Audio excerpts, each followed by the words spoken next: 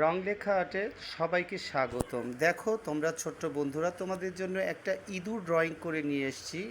মানে ইঁদুর ড্রয়িংটি করব সেটাও তোমাদেরকে দেখাবো, সেটাও আমি বলছি। তো তোমরা দেখো কিভাবে একটি র্যাট ড্রয়িং করতে হয়। দেখো আমি কিন্তু খুব ইজিলিভাবে সেগুলো ধরে ধরে আমি দেখানোর চেষ্টা করছি।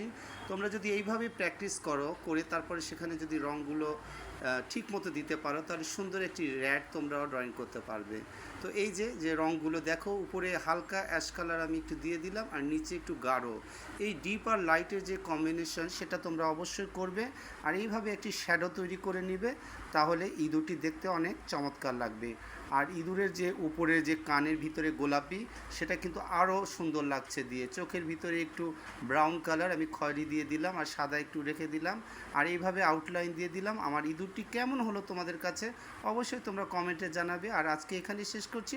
তোমরা সবাই ভালো থেকো এবং রং লেখাটের পাশেই থেকো।